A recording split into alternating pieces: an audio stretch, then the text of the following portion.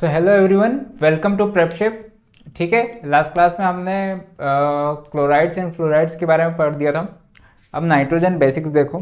Nitrogen हर जगह है ही है, क्योंकि इन्वायरमेंट हमारे आसपास यदि अर्थ क्रस्ट में या फिर हमारे एटमॉस्फेयर में नाइट्रोजन बहुत ज़्यादा है। ठीक है, शरीर में, हमारे शरीर की बात करें तो प्रोटीन्स वगैरह में, पेप्टाइड्स, इन सब में नाइट्रोजन है ना। तो इसका हमने नाइट्रोजन साइकिल वैसे छठी सातवीं में, 6-7 में पढ़ा ही है, लेकिन मैं बता दूं कैसे कि यदि हमारे अंदर का जो नाइट्रोजन है, जब हम मरते हैं, डेड हो जाते हैं, डेड क्या हो गया, डेड, DEAD, डेड प्लांट और एनिमल, जब हम मरते हैं तो असुनस आपने देखा होगा नीले पड़ जाते हैं और एक पंजेंट स्मेल, मतलब एक गंदी सी स्मेल आने लग जाती है। वो आती है अमोनिया की। ठीक है, तो डीके होने लग जाती है बॉडी, NH3 बनाती है, जिसे बोलते हैं हम, क्या बोलते हैं हम, अमोनिफिकेशन। डेड, मरने के बाद क्या बोलते हैं इसको, अमोनिफिकेशन। ठीक है, काय के कारण होती है, बैक्टीरिया के कारण। ठीक है, इसके बाद ये NH3 यदि हमको कहीं गाड़ दिया या फिर जो भी है, मान लो बरियल कर दिया, तो NH3 कहाँ जाएगी हमारी, NH3 will convert into NO2 and then NO3। ठीक है,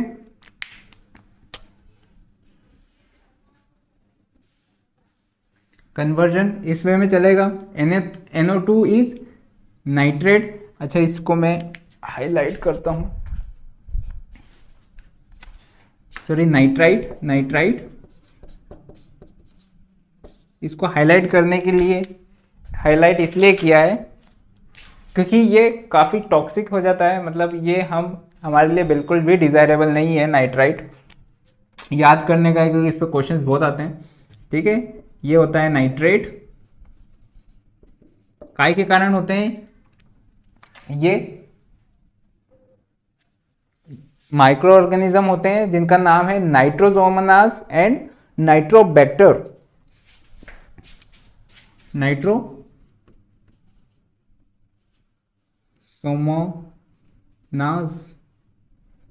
और ये जो NO2 को NO3 में कन्वर्ट करते हैं वो नाइट्रोबैक्टर। ठीक है, यदि ये अमोनिफिकेशन है तो ये है नाइट्रिफिकेशन। क्या है ये, नाइट्रिफिकेशन। कैसे लिखूं,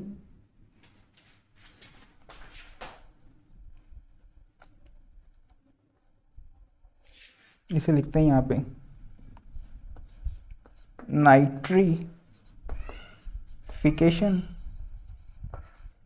यदि नाइट्रिफिकेशन हुआ है तो फिर डीनाइट्रिफिकेशन भी होगा। कैसे होगा, N3 में कन्वर्ट हो जाएगा।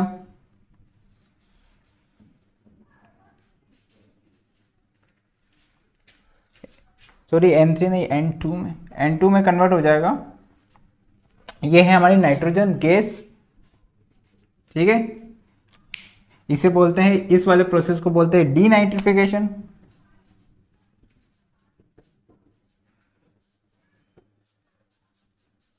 है ना, पहले नाइट्रिफिकेशन हुआ,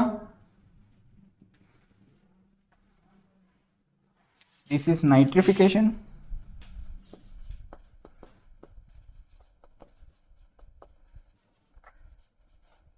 ये हुआ डीनाइट्रिफिकेशन, किनके कारण, स्यूडोमोनास।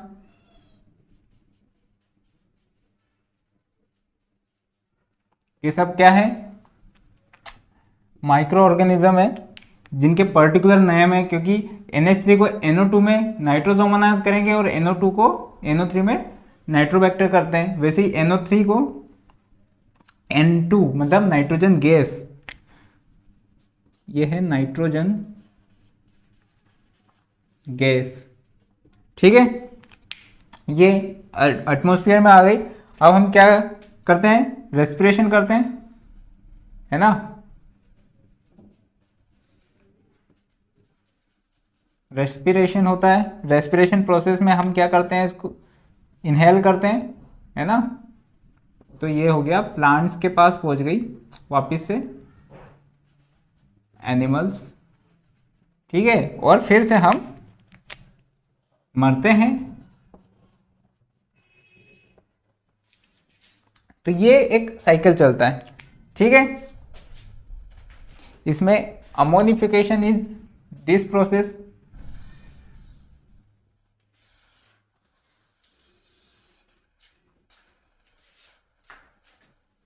ये जो नाइट्रिफिकेशन है इज दिस प्रोसेस, कौन सा वाला, पूरा का पूरा,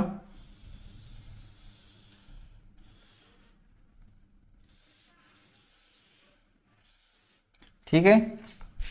डीनाइट्रिफिकेशन इज दिस प्रोसेस,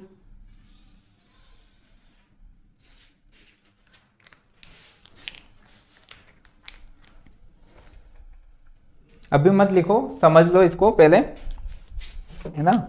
यहाँ पे डीनाइट्रिफिकेशन, ये जो सूडोमोनास एंड फंगी भी है, फंगस जो होता है ना हमारा, फंजाई, फंजाई बोलते हैं क्या इसको, फंगस, GEI, GIE या GEI, GI, फंगी, ठीक है। लिखो पहले,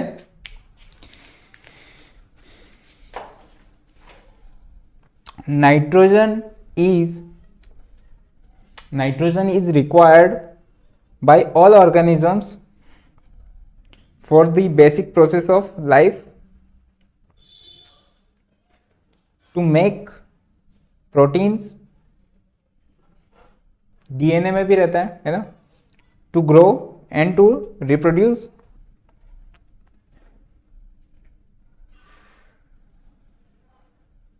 नेक्स्ट, ये नाइट्रोजन साइकिल बना लो, लिखो कि conversion from dead plant to NH3। NH3 क्या है हमारा, NH3 क्या था, अमोनिया है,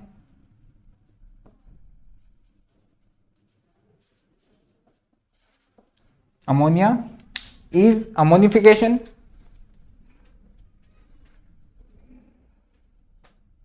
from ammonia to NO2, from ammonia to NO3 via NO2 is nitrification, and from NO3 to nitrogen gas bracket में N2 इज डीनाइट्रिफिकेशन।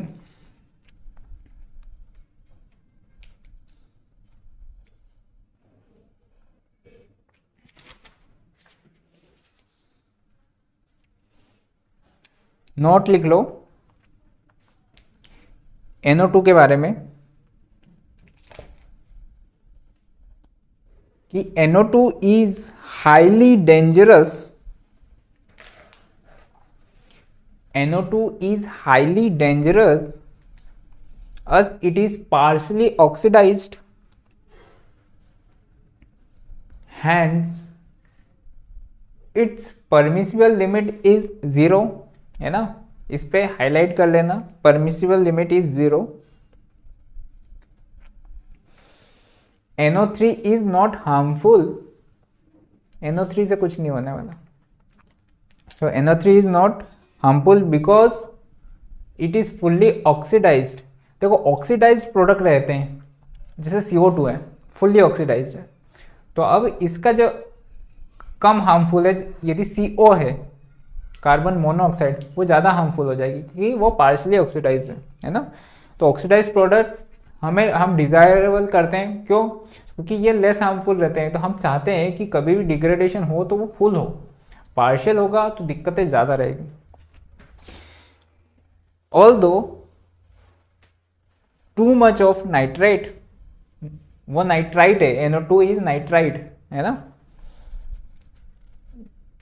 तो too much of nitrate effect AFFECTS affects infants because it causes blue baby disease और spelling लिखो METHAEMOGLOBINEMIA और METHAEMOGLOBINEMIA।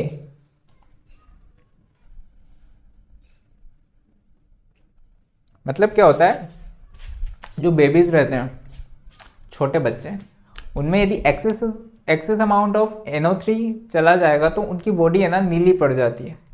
फिर मतलब वो ऐसा कोई डिजीज़ नहीं है, मतलब वो लगेगा कि हाँ नीला पड़ गया बच्चा, पर वो है ना क्या होता है, फिर मालिश वालिश करोगे तो वापस से वो निकल जाता है गैस और नॉर्मल हो जाता है ना। तो हम अडल्ट को अफेक्ट नहीं पड़ेगा। ठीक है, कंसंट्रेशन सभी का लिख लो कि अमोनिया का कंसंट्रेशन कितना होना चाहिए, परमिसिबल कंसंट्रेशन लिख लो पहले अमोनिया का, नॉट ग्रेटर देन 0.15 मिलीग्राम पर लीटर। यह है फ्री अमोनिया का। फ्री अमोनिया मतलब NH3। ऑर्गेनिक अमोनिया मतलब ammonia associated with something organic, है ना। Should not be more than 0.3 milligram पर litre.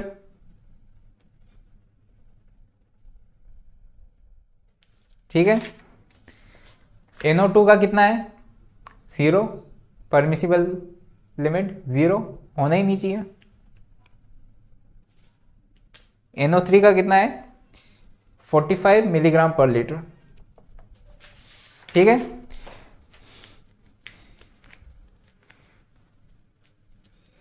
they also represent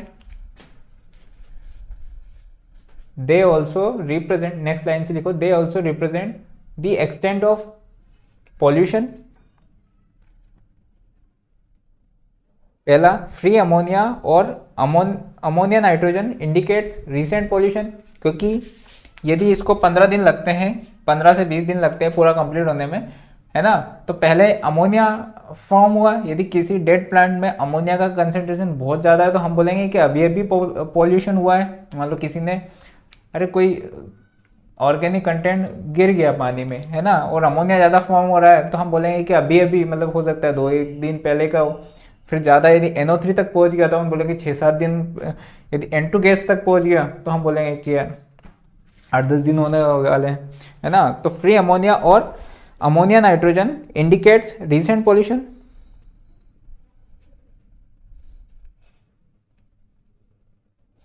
nitrate indicates old pollution.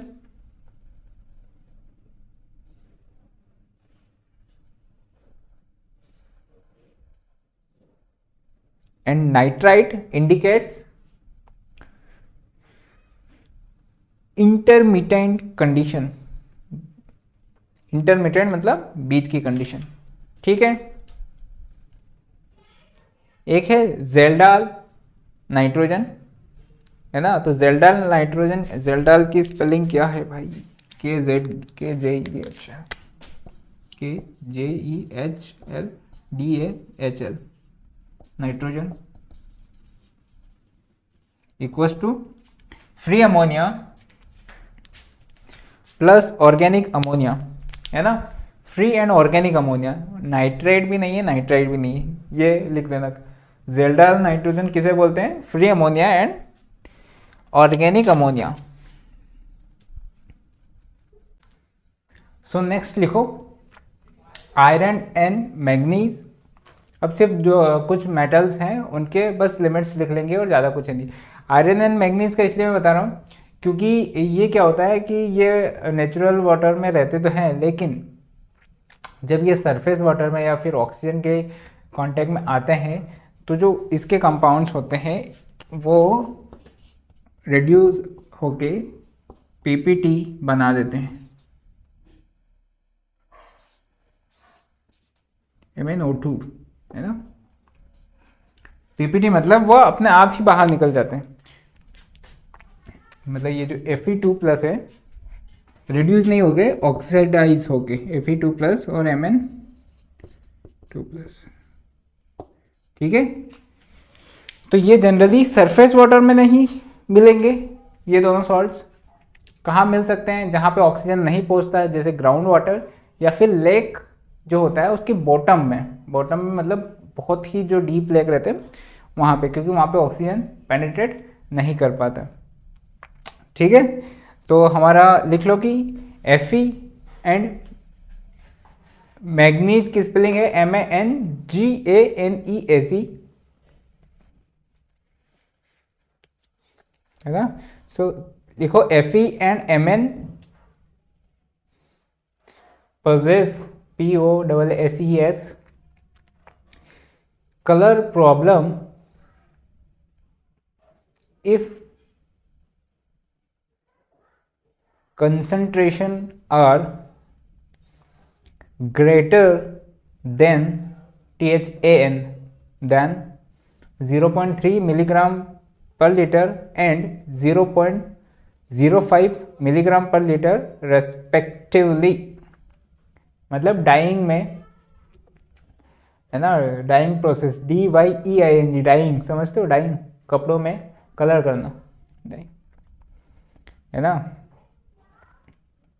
Iron, next line है iron and Fe and Mn possess problem in groundwater and bottom layers of lakes, जहाँ पे oxygen नहीं पहुँच पाता, but not in surface water, क्योंकि surface water में oxygen की presence में ये ऑक्सीडाइज होके पीपीटी, इसका मतलब होता है पीपीटी, ये एरो पीपीटी झाग, दिस इज गैस। ठीक है, पीपीटी मतलब बाहर निकल जाते हैं, है ना। सो आयरन की लिमिट लिख लो कि acceptable limit AL is 0.1 milligram पर लीटर, ये ड्रिंकिंग वाटर के लिए, और इंडस्ट्रियल वाटर के लिए अभी मैंने बताया 0.3 वाला, है ना। पानी में मतलब पीने के लिए एक्सेप्टेबल लिमिट इज 0.1 मिलीग्राम पर litre and cost for rejection is 1 milligram पर लीटर।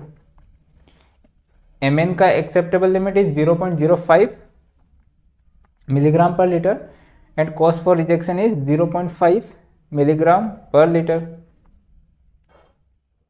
कॉपर का लिख लो,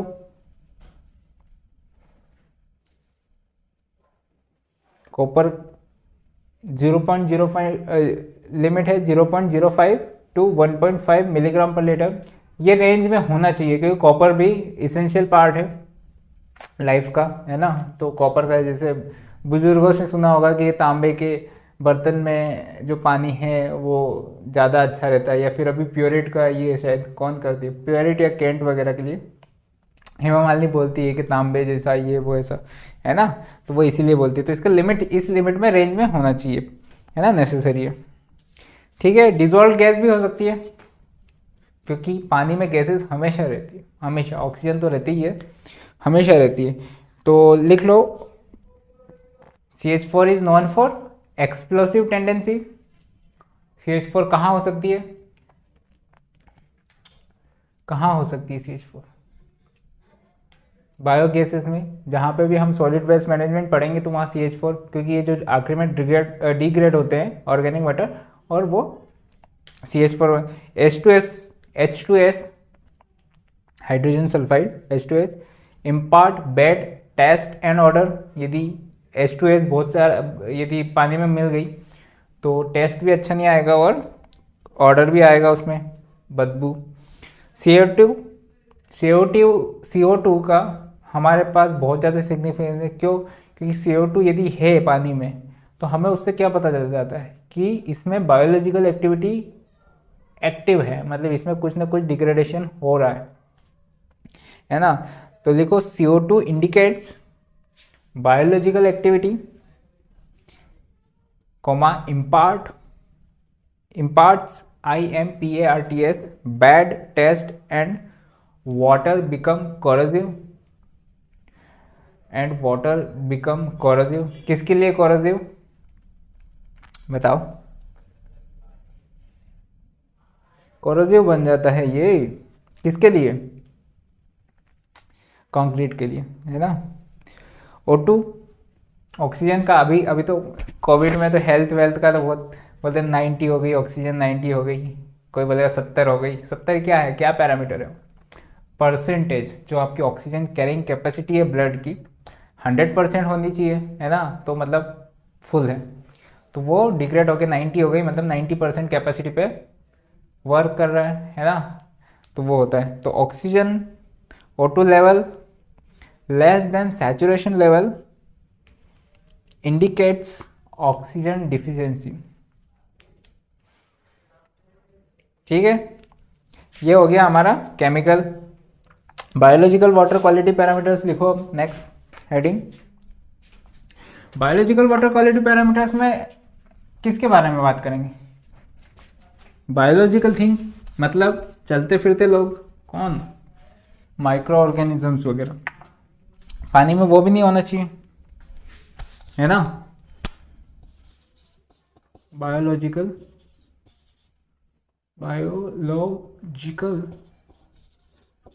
वाटर क्वालिटी पैरामीटर्स। हम क्या करते हैं, पानी में माइक्रो ऑर्गेनिजम्स जर्म्स वगैरह भी नहीं होना चाहिए, तो उसके लिए हम टेस्टिंग करते हैं। टेस्टिंग करने के लिए क्या करते हैं हम? पहले तो ये देख लो कि जो ये ऑर्गेनिक मैटर है बायोलॉजी, ये करते क्या है पानी में। सपोज करो पानी में कुछ ऑर्गेनिक मैटर है, तो ये क्या करेंगे, इनके लिए खाना दिखेगा। खाना दिखेगा मतलब खाएंगे, उसके कुछ प्रोडक्ट्स भी बनाएंगे और खुद भी रिप्रोड्यूस होंगे और अपनी तादाद बढ़ाते रहेंगे। तो मतलब हमारे लिए दिक्कत वाली बात हो जाएगी, तो इसलिए हम डिसइंफेक्शन करते हैं, है ना। लेकिन ऐसा तो है नहीं कि यार वायरस हमें दिख जाएगा कहीं पे, या फिर कुछ करके हम देख लेंगे, या फिर हर पानी के मॉलिक्यूल मतलब ऐसे सैंपल को सारा चेक करके तो हमें पता कैसे चलेगा। तो हम उसके लिए टेस्टिंग करते हैं। टेस्टिंग करने के लिए क्या करते हैं कि जो पैथोजेंस होते हैं, पैथोजेंस एक कैटेगरी है जिसमें सब आ जाते हैं, है ना। आपके बैक्टीरिया, वायरस, हेलमिन्स, प्रोटोजोआ और जो भी है सारे के सारे फंगस वगैरह सब आ जाते हैं। तो ये लोग क्या करते हैं, ये एक तरह के माइक्रो ऑर्गेनिज्म जिसे कॉलीफॉर्म बोलते हैं, इनके अंदर प्रेजेंस होते हैं। यदि वो है तो इनकी एग्जिस्टेंस हो सकती है, यदि वो नहीं है तो इनकी एग्जिस्टेंस नहीं हो सकती। मतलब इनके एक तरह से वो उनके लिए घर है ना। तो हम घर की टेस्टिंग कर लेंगे, तो घर है, खाली भी है, तो पॉसिबिलिटी तो है ना वहाँ पे कि रह सकता कोई, है ना। तो ऐसे हम फाइंड कर सकते हैं। तो लिखो पहले तो ये लिख लो। क्या लिखोगे पहले?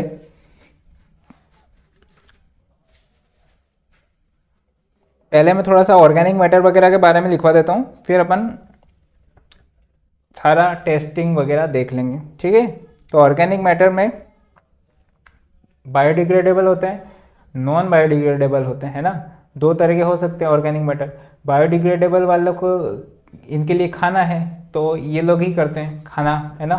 तो क्या करते हैं, वो डिग्रेड करके CO2 प्रोड्यूस करते हैं, और अब वो उस पर डिपेंड करता है कि उनको कितनी ऑक्सीजन मिली। यदि ऑक्सीजन अच्छी मिल रही है तो वो स्टेबल प्रोडक्ट बना के बिल्कुल ही डिग्रेड कर देंगे, और ऑक्सीजन अच्छी नहीं मिल रही तो लेस स्टेबल प्रोडक्ट बनाएंगे, और हमारे लिए दिक्कत हो जाएगी।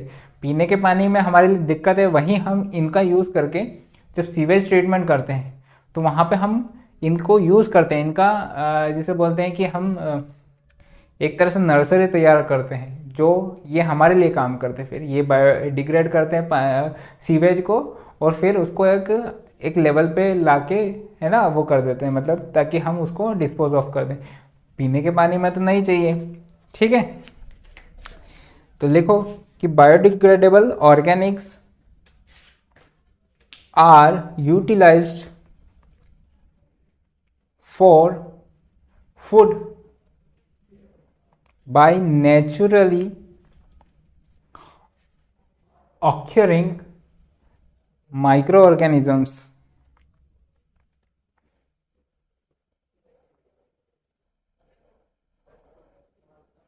ठीक है, microbial utilization of dissolved organics is accompanied by oxidation होगा और रिडक्शन होगा, यही प्रोसेस होता है ना। ये जो रिएक्शन होती है ऑक्सीडेशन है रिडक्शन, है ना, लिखो उसमें accompanied by oxidation and reduction, ठीक है। यदि प्रेजेंस ऑफ ऑक्सीजन में हुआ तो एरोबिक, और in the absence of oxygen is anaerobic. तो लिख लो aerobic presence of oxygen, aerobic presence of oxygen, ANAEROBIC absence of oxygen. Aerobic में स्टेबल प्रोडक्ट, एनएरोबिक में unstable end products.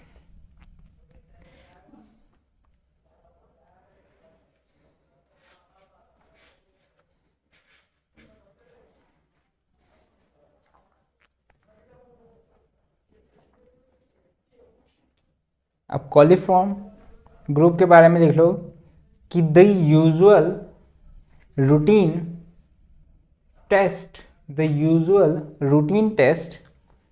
Are generally conducted to detect and count the presence of coliforms, COLIFORMS, coliforms, which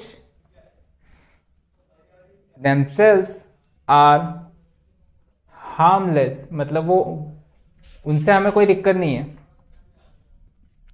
लेकिन उनके अंदर जो बैठे हैं उनसे दिक्कत रहती है। तो कॉलिफॉर्म्स आर हार्मलेस, है ना, बट देयर प्रेजेंस और अब्सेंस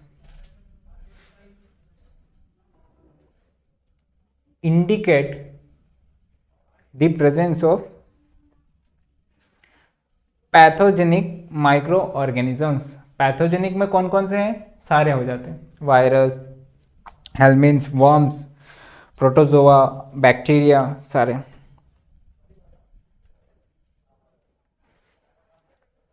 आगे लिखो ई कोली, फुल फॉर्म है उसका ESCHERICHIA, कॉलीफॉर्म, जिसे छोटे में ई कोली बोलते हैं, ई कोली, है ना। कॉलीफॉर्म की एक कैटेगरी है जो कि प्रीडोमिनेंट हमारे पानी नेचुरल इसमें वाटर में होती है। तो लिखो ESCHERICHIA, एस्ट्रेचिया, coliform is the predominant member of coliform group used in the test.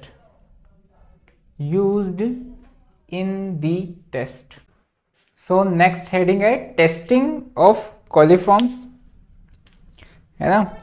कैसे टेस्टिंग करेंगे हम? कुछ नहीं करते हैं, पानी लेते हैं, पानी में थोड़ा सा खाना छोड़ देते हैं, खाना गायब हो जाता है तो बोल देते हैं कि किसने खाया, कोई तो होगा, ठीक है। तो ऐसा करते हैं हर बार, है ना। तो अलग अलग टाइप में सेम प्रिंसिपल है ना। तो बताऊंगा मैं। एक पहला लिखो membrane filter technique, membrane filter technique, उसमें क्या करते हैं, फिल्टर लिया है ना, पानी उससे फिल्टर कर दिया तो पानी पानी निकल गया, कुछ ना कुछ होगा, यदि उसमें जर्म्स होंगे तो वो फिल्टर पे रह जाएंगे। फिर इस फिल्टर पेपर को क्या करेंगे, इंक्यूबेशन करेंगे, ग्रो करेंगे। इस फिल्टर पेपर पे खाना, मतलब ये जो फिल्टर पेपर रहता है इसमें रहता है खाना, खाना इन द सेंस ऐसा नहीं कि दाल बाटी दे दिया चूरमा वगैरह, उनको जो चाहिए वो वाला है ना। उसको इंक्यूबेशन करते हैं 35 डिग्री पे, और हम वेट करते हैं कितने घंटे, 20 घंटे वेट करते हैं। तो 20 घंटे में वो खाना खा के मस्त रिप्रोडक्शन वगैरह करके उनकी कॉलोनीज दिख जाती है नंबर। फिर वो कॉलोनीज को हम माइक्रोस्कोप में देख लेते हैं, कभी से भी तो सामने भी देख सकती है, बड़ी कॉलोनी बन गई तो ज़्यादा ही है तो, वरना माइक्रोस्कोप में देख लो है कॉलोनीज प्रेजेंट तो बोल देंगे कि इसमें तो पानी में था, है ना, और नहीं है तो बोल देंगे पानी में नहीं था। तो पहले लिखो कि water sample is poured on the sterile membrane filter। sterile membrane filter में मतलब कि उसमें ऑलरेडी नहीं होना चाहिए ना, वरना पता चलता है उसी में जम्स पड़े हैं पहले से ही, है ना। तो यदि पहले से ही जम्स पड़े हैं तो फिर फालतू उन पानी को दोष देंगे कि गंदा पानी, है ना। नेक्स्ट है second line, membrane is then put in contact with nutrients मतलब उनके लिए खाना, that permits the growth of only gram negative और coliform organisms। ये ग्राम नेगेटिव वगैरह में अभी प्रॉपर्टीज ऑफ कॉलीफॉर्म वगैरह लिखवा दूंगा सारी, तो उसमें बता दूंगा मैं, ठीक है। The number of visible colonies are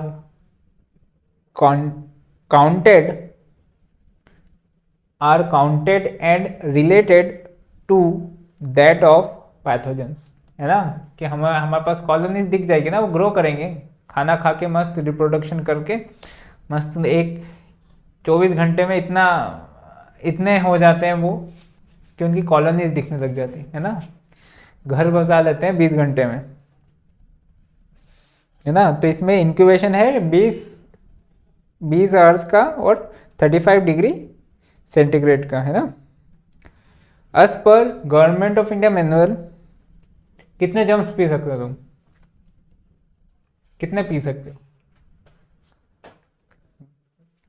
government of India बोलता है कि हमें एक भी जम्स की कॉलोनी नहीं चाहिए, जम्स बिल्कुल भी नहीं चाहिए।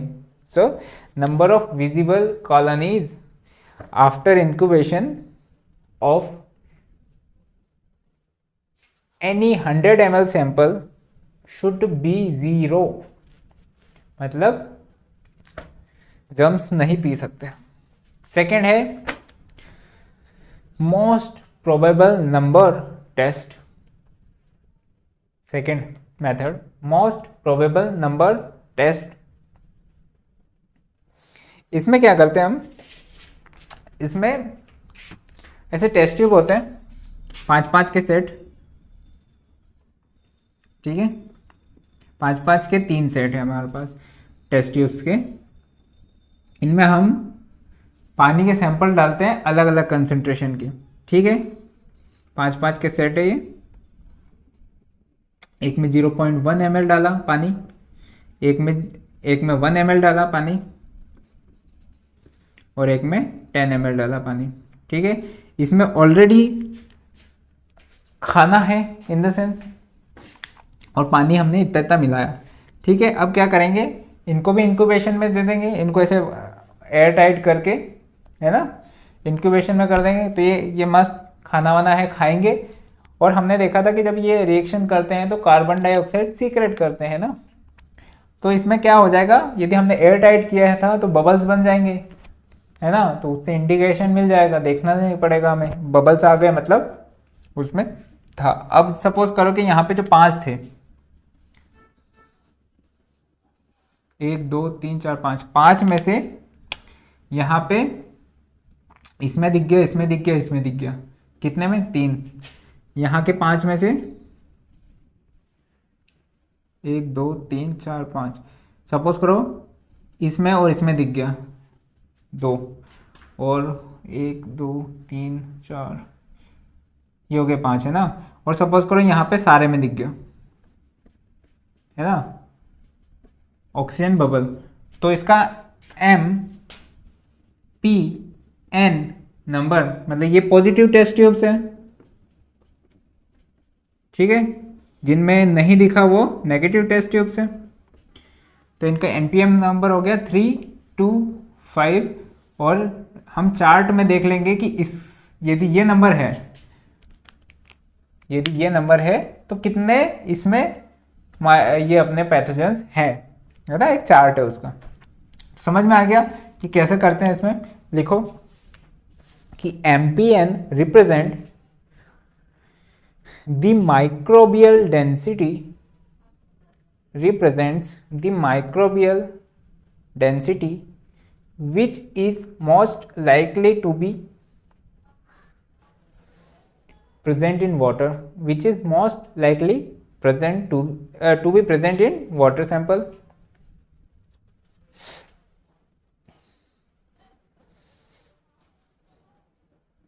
It is a multiple tube fermentation test.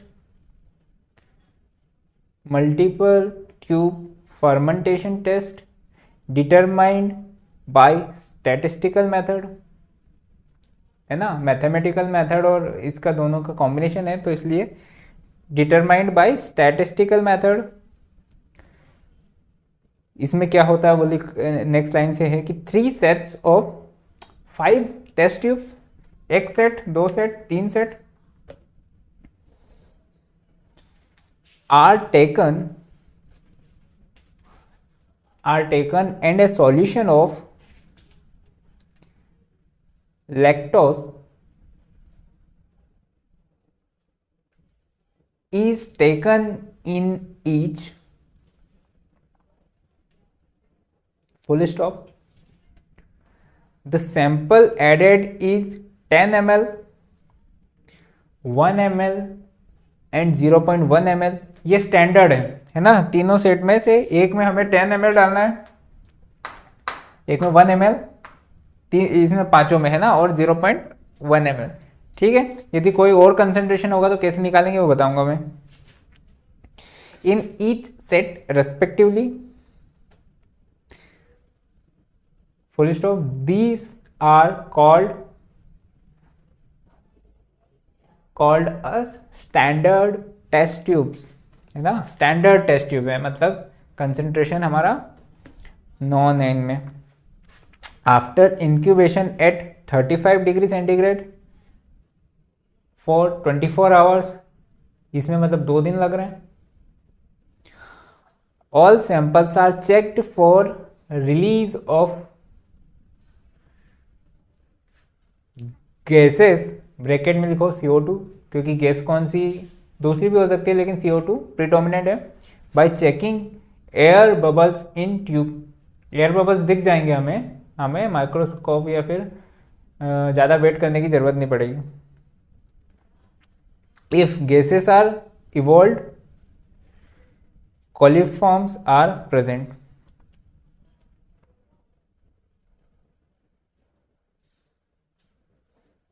The tubes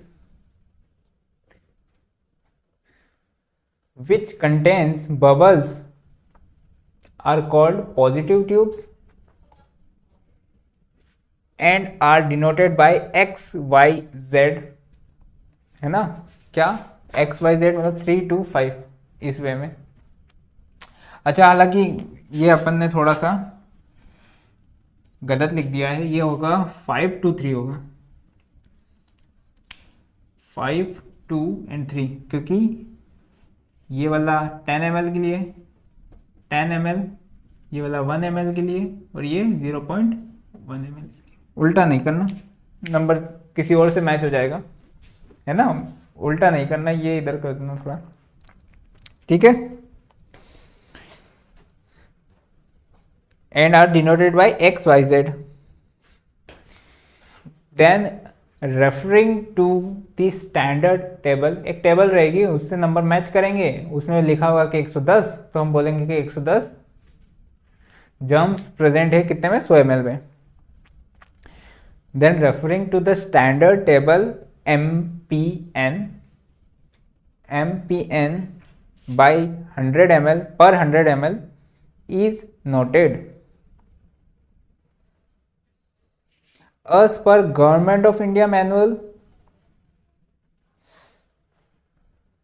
MPN per 100 ml for drinking water should be 0, है ना।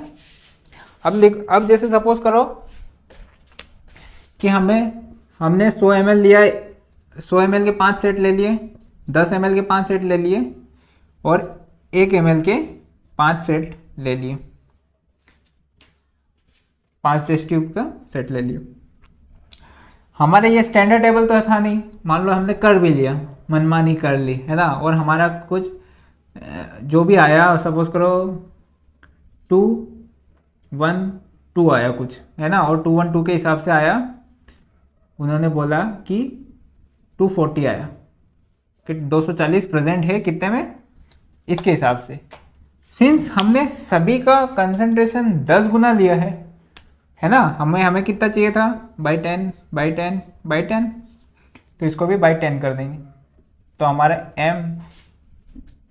MPN आंसर आ जाएगा 24। सेम यदि हमने 0.1 एंड 0.01 लिया है और आंसर आया हमारा 6, तो हमें किसका चाहिए था, 10, 1, 0.1 का, तो हम क्या करेंगे 6 इंटू 10 दैट इज 60, है ना।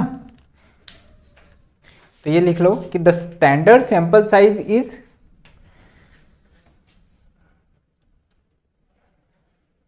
10 ml, 1 ml and 0.1 ml।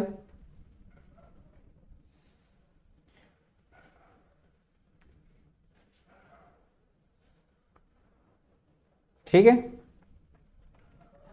For this ये set 1, 0.1, 0.01, 10 is multiplied and for this set, ये वाला सेट 10 is divided। समझ में आ गया क्यों डिवाइड किया, क्योंकि यहाँ पे जब हमने जो स्टैंडर्ड टेबल बनी थी वो तो इनके हिसाब से बनी थी, लेकिन हमने सैंपल ज़्यादा ले लिया तो वो ज़्यादा ही दिखाएगा ना ऑब्वियसली, तो उसने 240 दिखा दिया, पर 240 थोड़ी होगा, समझे। नेक्स्ट है कॉलीफॉर्म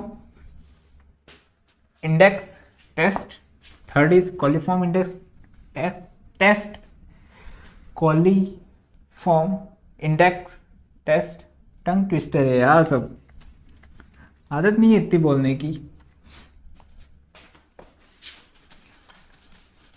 उसमें क्या करते हैं सेम, लेकिन उसमें प्रोसीजर अलग है। उसमें क्या करते हैं, अलग अलग कंसेंट्रेशन के सैंपल्स लेते हैं।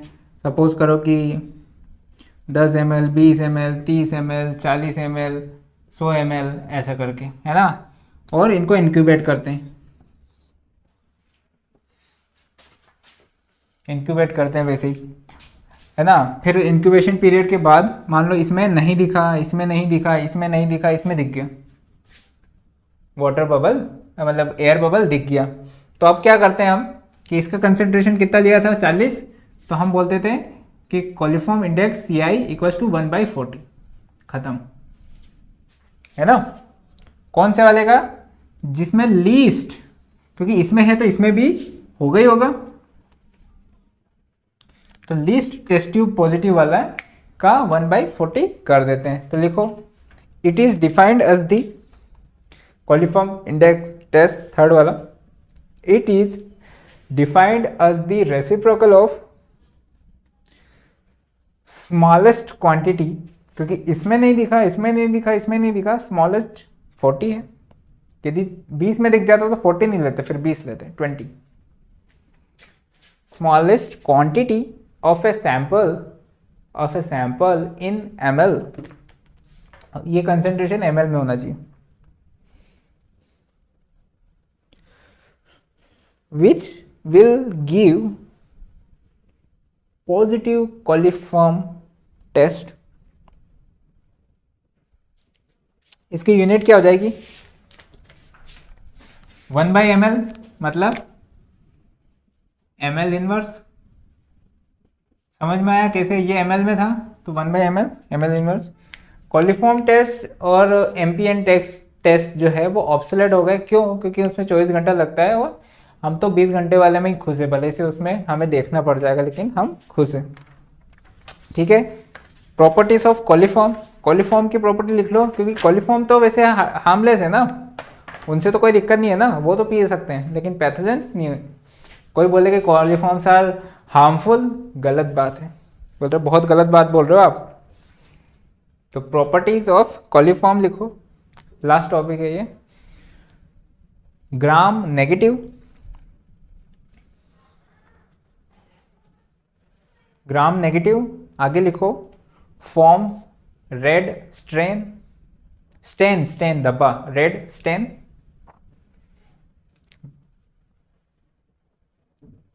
सेकेंड है नॉन स्पोर फॉर्मिंग। स्पोर का मतलब ये होता है कि अपने जो ऊपर एक कवच बना लेंगे, अंडे जैसा कवर बना लेंगे ताकि ये टेम्परेचर वगैरह से रेजिस्ट कर सकें, तो ये नहीं बनाते। तो ये है नॉन स्पोर फॉर्मिंग। लिख लेना अपने हिसाब से क्या बोल सकते हैं उसको, अंडे जैसा कवच को, है ना, नॉन स्पोर फॉर्मिंग। आगे लिखो डैश करके कि जिससे मतलब हीट रेजिस्ट नहीं कर सकते, तो लिख लो no heat resistance. Third property है फैकल्टेटिव। फैकल्टेटिव का मैं अच्छे से बता देता हूँ। फैकल्टेटिव देखो, हमारे पास हम कौन है? एरोबिक वाले, हमें ऑक्सीजन चाहिए। कोई होता है एन और एरोबिक वाले, उनको ऑक्सीजन नहीं चाहिए, उनको केमिकल चाहिए और जी लेंगे, है ना। कुछ होंगे जो ऑक्सीजन भी ले लेंगे, उसमें भी जी सकते हैं, नहीं ऑक्सीजन मिला तो भी कोई दिक्कत नहीं, तो उनको बोलते हैं फैकल्टेटिव। मतलब वो दोनों पे जी सकते हैं, ऑक्सीजन में भी और ऑक्सीजन नहीं मिली तो भी जी सकते हैं, तो उनको बोलते हैं फैकल्टेटिव। तो ये है फैकल्टेटिव, FACULTATIV। अपन कौन से? एरोबिक, है ना, सांस लेते हैं हम, एरोबिक। चौथा बैसिलस।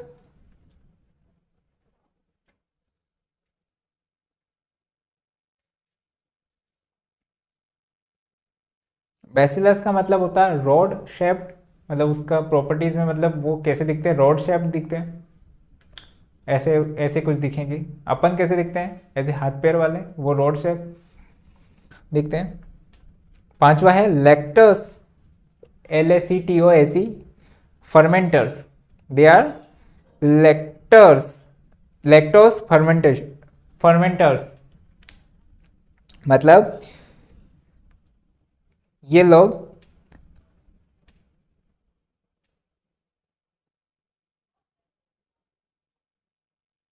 फर्मेंटेशन का लिख लो तो अच्छे से समझ में आ ही जाएगा कि fermentation is a metabolic process that converts sugar to acid, gases और अल्कोहल। मतलब जो शुगर्स रहती है उनको एसिड, गैस और अल्कोहल में तोड़ देते हैं, इसे बोलते हैं फर्मेंटेशन। तो coliforms ferment lactose to lactic acid and CO2। तो ये लैक्टोस फर्मेंट करते हैं। लैक्टोस मतलब दूध।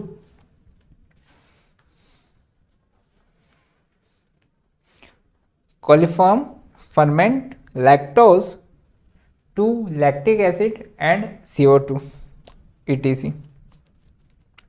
ठीक है। ऑक्सीजन सभी को चाहिए, लेकिन एक ऑक्सीजन होती है जो ये वाली सीधी सीधी बनाई, एक होती है किसी में है कहीं पे ऑक्सीजन, सपोज करो कोई कंपाउंड है जिसमें ऑक्सीजन है, तो जो एन एरोबिक वाले होते हैं वो उस कंपाउंड में की ऑक्सीजन को खींच लाते हैं, निचोड़ लाते हैं। उनको ऑक्सीजन, हवा वाली ऑक्सीजन नहीं, उनको ऑक्सीजन कैसी भी चलेगी, तो वो एन एरोबिक बोलते हैं उनको, है ना। ठीक है। तो ये हो गया हमारा सेकंड चैप्टर हमने सारा का सारा दे दिया। ये काफ़ी इंपॉर्टेंट चैप्टर है, सच बता रहा हूँ। इसमें थ्योरी वाइज और न्यूमेरिकल वाइज क्वेश्चन अच्छे आएंगे। अल्कलिनिटी और हार्डनेस पे बहुत सारे क्वेश्चन आते हैं इसमें, और ये जो रीजेंट और एक्सेप्टेबल लिमिट और ये इन पे बहुत आते हैं, ठीक है। एमपीएन पे भी न्यूमेरिकल आते हैं, है ना, तो उसको छोड़ना मत, ठीक है। नेक्स्ट क्लास में हम क्या पढ़ेंगे, अब ट्रीटमेंट मेथड्स पढ़ेंगे, क्योंकि अभी जितनी भी ये हमने क्या पैरामीटर सेट कर दिया, अब यहाँ तक इनको ट्रीटमेंट पे लाएंगे। यदि हमें माइक्रो ऑर्गेनिज्म नहीं चाहिए, जर्म्स नहीं चाहिए, तो कैसे उनको भगाएंगे, ठीक है। तो नेक्स्ट क्लास के लिए, तब तक के लिए टाटा बाय बाय। क्वेश्चन जरूर लगाना, याद रखना 30 क्वेश्चन पर डे, 1 घंटे का लेक्चर, 30 क्वेश्चन पर डे। आपको कभी जीवन में दिक्कत ही नहीं आएगी, क्योंकि 30 क्वेश्चन में 1.5 घंटा लगेगा, 1 घंटा ये, मतलब 2.5 घंटा पढ़ लो, घूमो फिरो, फिर सो कुछ नहीं हो तो, है ना। 24 घंटे सो, यदि 24 घंटे नहीं मतलब 2.5 घंटे छोड़ के, यदि 2.5 घंटे हो गया अपना काम, तो उसके बाद कुछ मत करो, भौकाल मचा दो, पर ये 2.5 घंटा करना है, ठीक है।